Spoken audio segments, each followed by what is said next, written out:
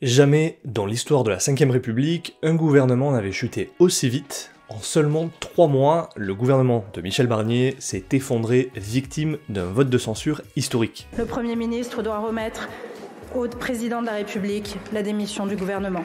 Cette situation marque un tournant non seulement pour la politique française, mais aussi et surtout pour l'avenir de la zone euro.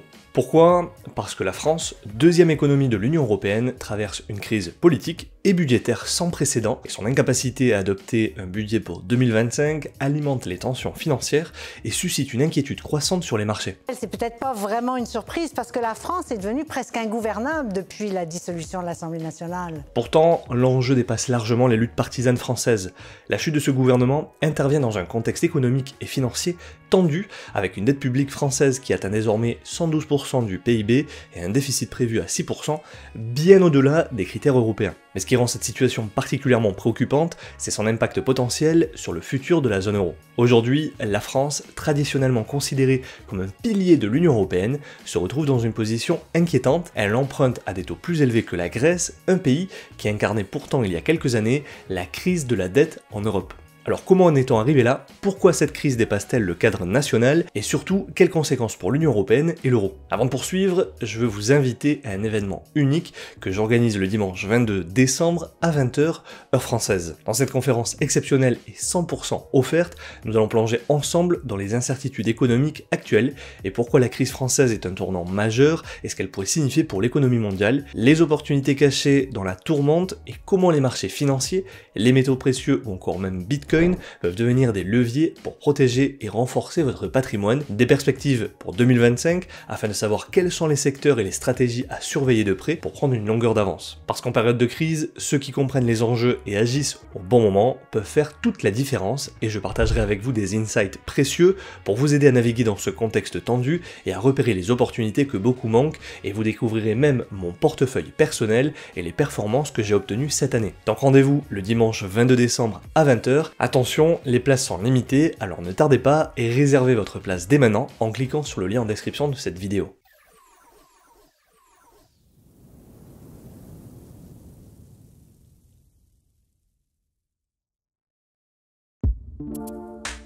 La France entre en crise.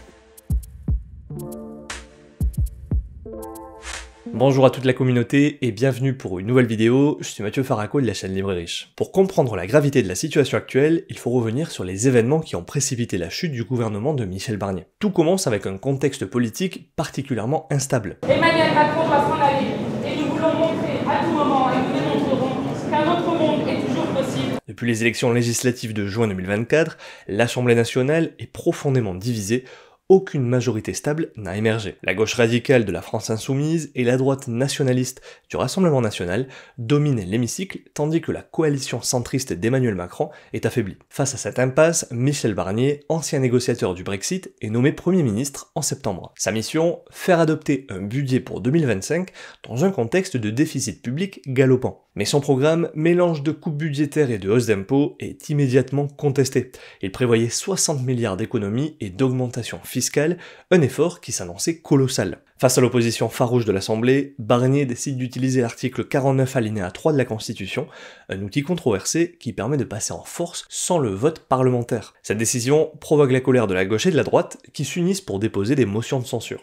Le 4 décembre 2024, la motion est adoptée avec 331 voix, entraînant la chute du gouvernement. Avec seulement 3 mois au pouvoir, Michel Barnier signe le mandat le plus court de l'histoire de la Ve République. Et Michel Barnier restera probablement dans l'histoire comme le Premier ministre qui aura eu le mandat le moins long comme Premier ministre de la Ve République. Mais contrairement à ce que l'on pourrait croire, cette crise dépasse les simples enjeux politiques français, et derrière cet échec gouvernemental, c'est l'économie française qui vacille.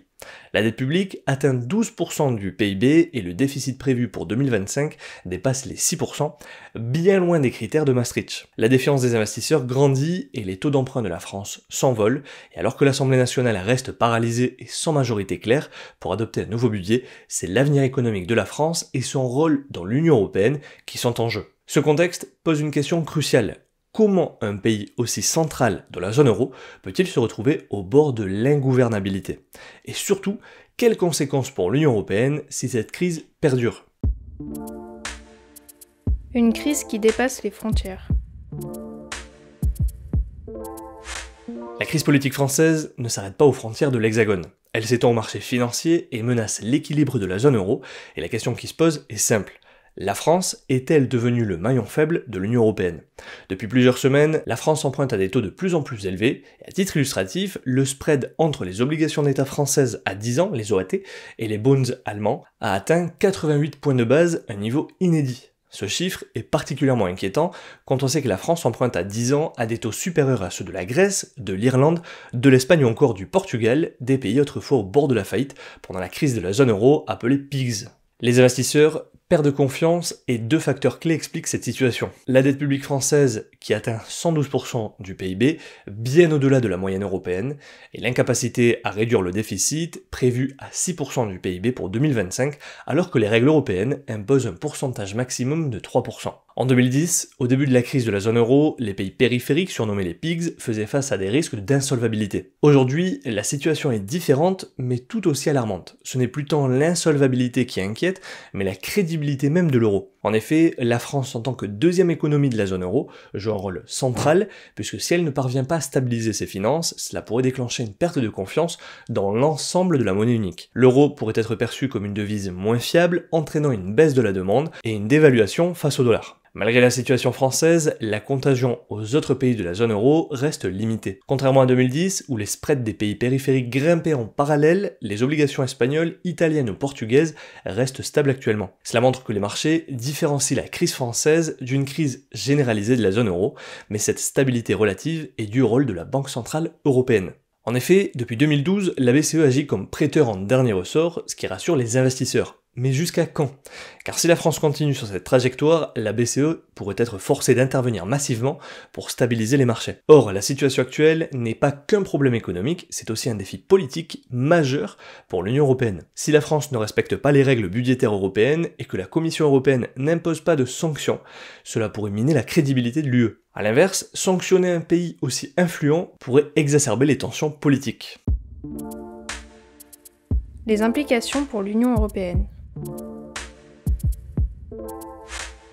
La situation budgétaire de la France dépasse largement ses frontières. Elle place l'Union européenne face à des choix cruciaux, tant pour préserver la stabilité économique que pour maintenir la crédibilité de ses institutions. La situation actuelle de l'Hexagone viole les règles du pacte de stabilité et de croissance qui impose un déficit public maximum de 3% du PIB et une dette publique maximum de 60% du PIB. Or, ce pacte de stabilité et de croissance a été réactivé le 30 avril 2024 dernier, après avoir été suspendu depuis mars 2020 en raison de la pandémie de Covid-19.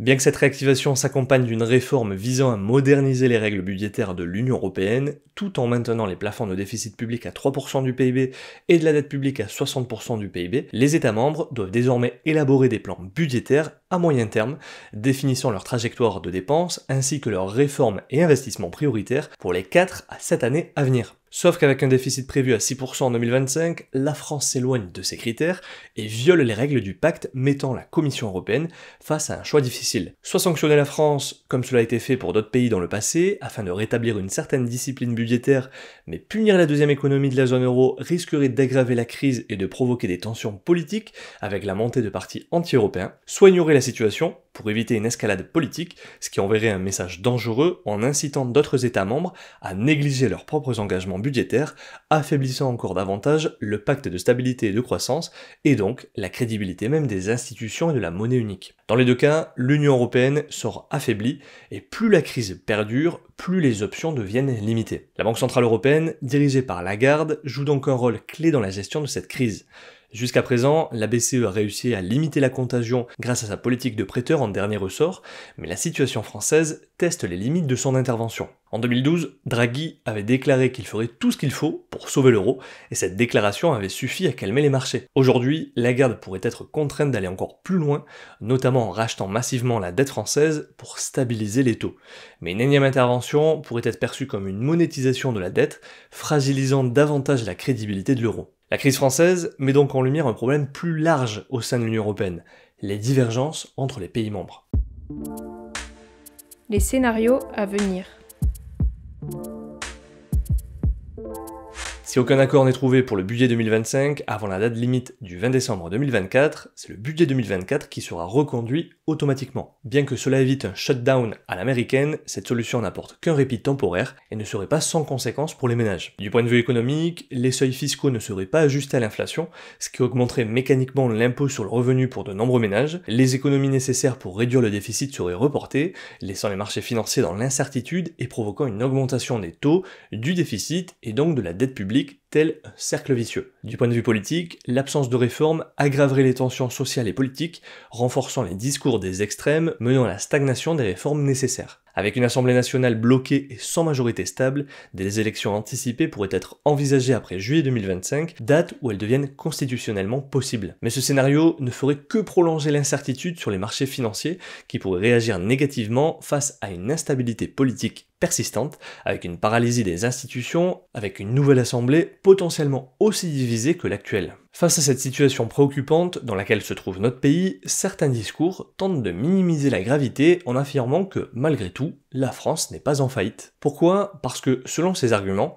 il suffirait de comparer la dette publique de 3200 milliards d'euros au montant total des actifs de la nation. Mais que représentent ces fameux actifs ? Ils se composeraient du patrimoine économique national, estimé à 20 052 milliards d'euros, et du patrimoine des ménages, évalué à 14 700 milliards d'euros. Ainsi, l'idée serait de montrer que notre endettement reste couvert par ces actifs, un raisonnement qui mérite évidemment d'être analysé avec attention. D'abord, parce que comparer la dette publique aux actifs nationaux est trompeur. En effet, comparer la dette publique 3200 milliards d'euros aux actifs de la nation 20 052 milliards d'euros, incluant les ménages et les entreprises, est absurde, car ces deux notions appartiennent à des catégories distinctes. La dette publique est une obligation financière contractée par l'État, or, n'en déplaise à nos chers amis à tendance communiste, pour qui l'expropriation est souvent présentée comme une panacée, les actifs des ménages et des entreprises appartiennent au secteur privé et non à l'État. Dire que l'État peut rembourser sa dette grâce aux actifs des ménages reviendrait à prétendre qu'il peut confisquer les biens privés pour financer ses engagements, ce qui est juridiquement et économiquement faux. Comparer les deux est donc une absurdité. Ce serait comme dire qu'un individu surendetté n'est pas en faillite car il peut rembourser ses crédits en utilisant l'argent de sa famille. Ensuite, parce que les actifs nationaux ne sont pas disponibles pour rembourser la dette. En effet, le patrimoine économique national inclut les infrastructures publiques, des terrains et des biens publics qui ne sont pas liquidables sans gravement compromettre le fonctionnement de l'économie. Enfin, parce que les flux comptent plus que les stocks. Le problème de la dette publique n'est pas tant son montant total que la capacité de l'État à honorer ses engagements financiers chaque année. Cette capacité repose sur le déficit annuel et le poids des intérêts à payer qui deviennent insoutenables lorsque la dette atteint des niveaux élevés et que les taux augmentent. Comparer un stock d'actifs à une dette, qui est une obligation financière récurrente, est un non-sens économique. La véritable question est, l'État a-t-il suffisamment de recettes fiscales pour payer les intérêts de la dette et rembourser progressivement le principal ? Avec un déficit annuel supérieur à 6% du PIB, la réponse est loin d'être évidente. Si les actifs de l'État ne produisent pas de recettes suffisantes, ce qui est largement contraint par la capacité de l'État à lever des impôts déjà poussés à son maximum, le passif, en revanche, est potentiellement illimité dans sa capacité à générer des charges supplémentaires. Pour couronner le tout, la dette publique de 3200 milliards d'euros n'intègre pas les engagements hors bilan, qui incluent les retraites des fonctionnaires, les garanties financières et d'autres obligations futures. Ces engagements hors bilan s'élèvent à plus de 4000 milliards d'euros, ce qui alourdit considérablement les obligations financières de l'État. Or, si une partie des garanties hors bilan venait à se matérialiser, cela alourdirait directement la dette publique sans que les actifs nationaux puissent être mobilisés pour y faire face. Les marchés financiers ne se fient donc pas à une comparaison dette-actif pour évaluer la solvabilité d'un État. Ils analysent la capacité de remboursement à court et moyen terme, basée sur la dynamique du déficit et de la dette. Malgré ces actifs importants, la Grèce a connu une crise de la dette souveraine car elle n'était pas en mesure de stabiliser son déficit budgétaire. Comparer la dette publique aux actifs de la nation est une manipulation grossière des chiffres qui ne reflète pas la réalité des finances publiques et cette rhétorique qui cherche à détourner l'attention des problèmes structurels tels que la gestion des dépenses publiques, le poids des retraites et l'incapacité à maîtriser le déficit budgétaire minimise la gravité de la situation en s'appuyant sur des arguments aussi faibles, nourrit un faux sentiment de sécurité. Cela décourage les réformes nécessaires pour maîtriser les dépenses publiques, réduire le déficit et rétablir la confiance des investisseurs. Le véritable enjeu pour la France est de restaurer une gestion budgétaire saine, de réduire le déficit public et de garantir la confiance des marchés financiers. Toute tentative de relativiser la gravité de la dette en s'appuyant sur des comparaisons aussi fallacieuses ne fait que retarder l'inévitable confrontation avec la réalité économique. En conclusion, la crise politique en France, symbolisée par la chute du gouvernement Barnier, ne concerne pas uniquement l'Hexagone. Elle expose les fragilités structurelles de l'Union européenne et met en lumière les défis liés à la gestion de l'euro. La France est devenue un sujet d'inquiétude majeur pour les marchés financiers, au point d'emprunter à des taux plus élevés que des pays naguère en faillite, comme la Grèce. Les décisions des institutions européennes, notamment la BCE et la Commission, sont déterminantes pour éviter une nouvelle crise de l'euro. L'Union européenne, prise entre ses principes budgétaires et la nécessité de soutenir l'un de ses membres clés, peut-elle éviter un nouveau choc financier? Penses-tu que la France est le maillon faible de l'euro? Fais-le moi savoir dans les commentaires. N'oubliez pas de liker, de vous abonner et d'activer la cloche pour ne pas manquer nos prochaines analyses. Et comme toujours, rappelle-toi que la différence entre ce que tu es et ce que tu veux être réside dans ce que tu fais. Deviens libre et riche.